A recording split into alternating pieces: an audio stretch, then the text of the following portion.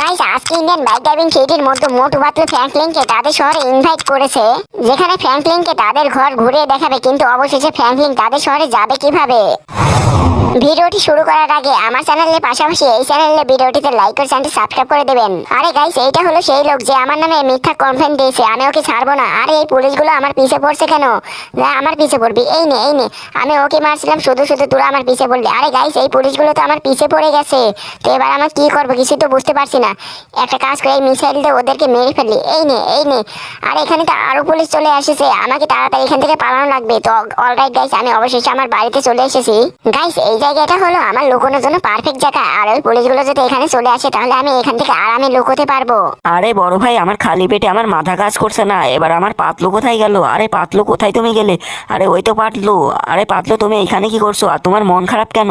পাতলু, আমি ভাবছি যে আমি ফ্র্যাঙ্কলিনকে আমাদের শহরে এনে আমাদের ঘরটাকে ট্যুর দিয়ে দেখাই। আরে মোটু, আমিও এটাই ভাবছি। তুমি একটা কাজ করো, তুমি ফ্র্যাঙ্কলিনকে ফোন দিয়ে আমাদের শহরে ডেকে আনো। যাই হোক, আমি এখনই ওকে ডাকছি। আরে ওর নাম্বারটা কি? আমি তো ভুলেই গেছি। দেখি আমি ওকে ফোন লাগাই। তো অলরাইট গাইস, অনেক টাইম পার হয়ে গেছে আর এই পুলিশগুলো হয়তো এখান থেকে চলেও গেছে। কিন্তু এটা কে ফোন দিচ্ছে? আরে এটা তো মোটু ফোন দিছে, কিন্তু ও এই সময় ফোন দিছে কেন? দেখি আমি ফোনটা রিসিভ করে দেখি যে ও কি বলে আমাকে। হ্যালো, তুমি কে বলছো? আরে বড় ভাই, আমি মোটু বলছি। আরে মোটু, তুমি কেমন আছো? সবকিছু ভালো চলছে তো?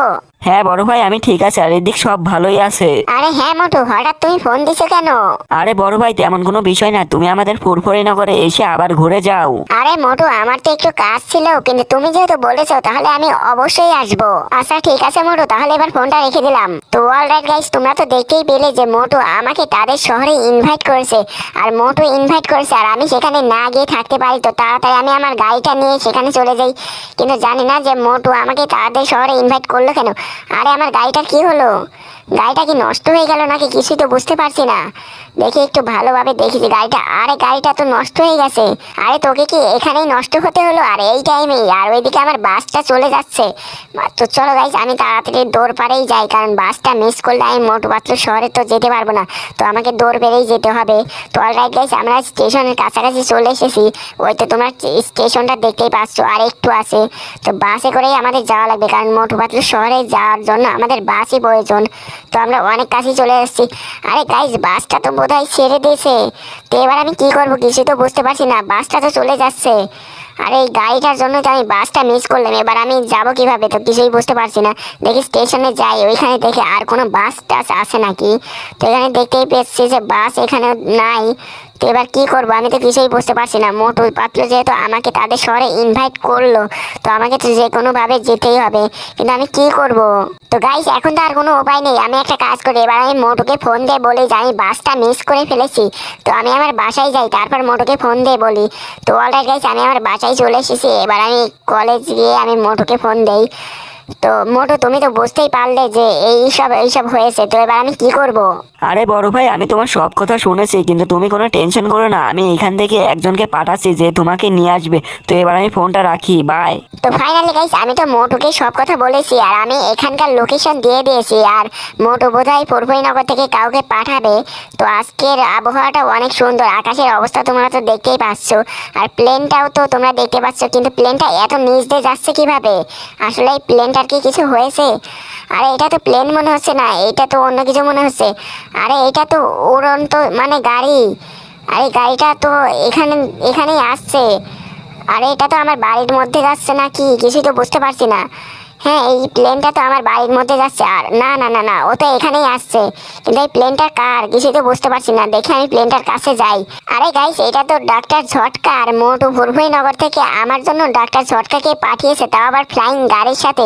তাও ভালোই হয়েছে। গতবার যখন গিয়েছিলাম বাসে করে, তখন আমার অবস্থা পুরাই খারাপ হয়ে গেছিল। তো এবার আমি আকাশে উড়তে উড়তে যাব। তোমরা গাড়িটা দেখতেই পাচ্ছ যে কতটা সুন্দর। এবার আমি মোটু পাতলুদের ফুরফুরিনগরে যাব, তাও আবার এই ফ্লাইং গাড়িটার সাথে। তোমরা দেখতে পাচ্ছ যে গাড়িটা কতটা অস্থির, এই ফ্লাইং গাড়িটা কতটা সুন্দর। তো এবার আমি একটা কাজ করি, আমি এই গাড়িটার মধ্যে গিয়ে বসে পড়ি।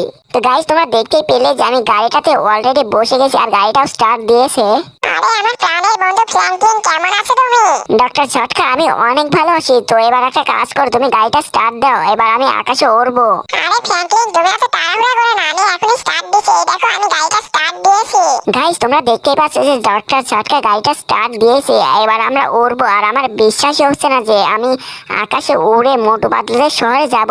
মানে এর আগে তো আমি আকাশে উড়ি নাই। তো চলো আমরা তো আকাশে ফাইনাল উড়ে গেছি। আর তোমরা দেখতেই পাচ্ছ যে আমার সিটিটা কতটা সুন্দর এখান থেকে দেখা যাচ্ছে। আরে গাইস এই ডাক্তার ঝটকা মানে আমাকে ভয় দেখানোর চেষ্টা করছে নাকি? আর আমি সর্বপ্রথম মানে প্রথমবার যাচ্ছি এই ফ্লাইং জেটে। আরে গাইস এই ঝটকা কি করছে? আমার কথাটা তো বলতেই দিচ্ছে না। আমি সর্বপ্রথম যাচ্ছি মানে আরে গাইস আবার এই ঝটকা ই করছে। তুই যদি আরেকবার এরকম করিস তাহলে আমি কিন্তু তোর প্লেন থেকেই তোকে একেবারে এখান থেকে ফেলে দেবো। আরে আমার প্রাণের বন্ধু, আমি তো একটু মজা করছিলাম। তো ফাইনালি গাইস আমি ফুরফুরি নগরে অনেক কাছাকাছি চলে এসেছি। আর তোমরা দেখতেই পাচ্ছ যে এই জায়গাটা কতটা সুন্দর। আর আমার বিশ্বাসই হচ্ছে না যে আমি এখানে চলে এসেছি।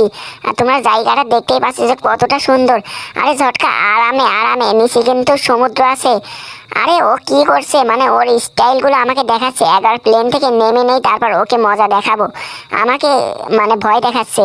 তো তাড়াতাড়ি চল আগে ফুরফুরি নগরে যাই, তারপর তোকে মজা দেখাবো। আর গাইজ আমাদের ইন্ডিয়ান বাইক ড্রাইভিং থ্রিডির মধ্যে এইরকম জায়গা তো মানে নাই বললেই চলে। মানে কয়েকটা পাহাড় আছে, তাও আবার ছোট ছোট। আর তোমরা দেখতেই পাচ্ছ যে এখানে কত বড় বড় এবং ভয়ঙ্কর পাহাড় রয়েছে।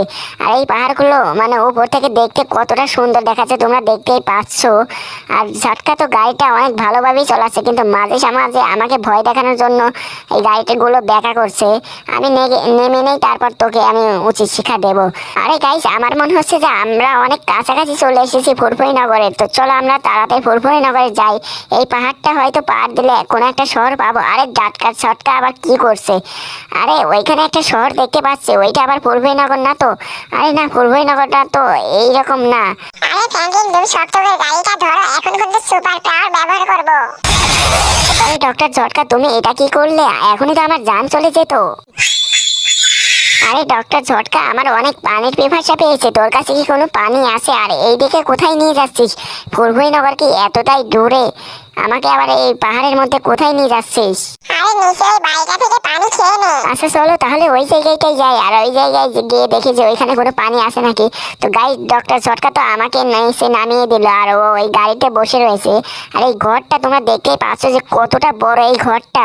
আর এই ঘরটা বোধহয় আমি আগেও কোথাও মানে দেখেছি, কিন্তু আমার মনে পড়ছে না। আর তোমরা দেখতে পাচ্ছ যে ঘরটা কতটা বড়। আর কিন্তু এই ঘরটা এখানে এত বড়টা হলো কিভাবে? এখানে কি আগে কোনো লোক থাকতো? আর এখন বা কোনো লোক কি আছে সেটা তো জানি না। তো এবার দেখি আমি ভিতরে গিয়ে দেখি যে কেউ আছে নাকি। কেউ থাকলে তো আমি তার কাছ থেকেই পানি নিতে পারবো। আরে গাইস এখানে তো জ্ঞানী রয়েছে, আমাকে তাড়াতাড়ি এখান থেকে পালানো লাগবে, না হলে তো ও আমাকে খেয়ে ফেলবে। ডক্টর ঝটকা আমাকে কোথায় নিয়ে আসলো? এখানে তো জ্ঞানী রয়েছে, আমাকে তাড়াতাড়ি এখান থেকে পালানো লাগবে, না হলে এই জ্ঞানীটা আমাকে মেরে ফেলবে। আর তোমরা দেখতেই পাচ্ছ যে এই জ্ঞানীটা কতটা বড়।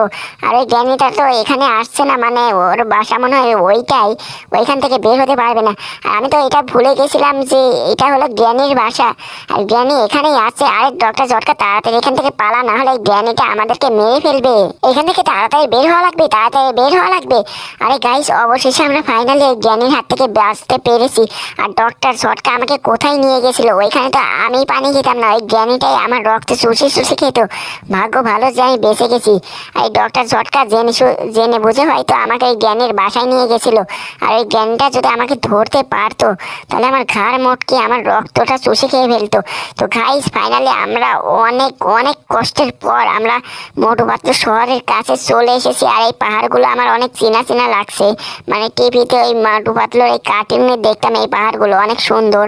আর এই পাহাড়ের ওই পাশেই হয়তো মানে ফুরফুরি নগর। তো গাইস তোমরা ফাইনালি দেখতেই পাচ্ছ যে আমরা ফুরফুরি নগরের এইখানে চলে এসে গেছি। তো আমরা ফাইনালি ফুরফুরি নগরের তার সিটি তোমরা দেখতে পাচ্ছ যে কতটা সুন্দর দেখায় উপর থেকে। তো আমরা এবার ফাইনালি মোটু পাতলুর বাসার সামনেও মানে চলে এসেছি। তো চলো এবার আমি একটা কাজ করে এখান থেকে নামি। আর তোমরা দেখতেই পাচ্ছ যে ওই তো মোটু পাতলু আমাদের জন্য ওয়েট করছে। আরে গাইস, আমার বিশ্বাসই হচ্ছে না যে আমি এখানে প্রাণে বেঁচে আছি, তাও আবার এই ডক্টর শর্টকার সাথে আমি এই ফ্লাইং জেটে এই ফুরফুরিনগরে চলে এসেছি।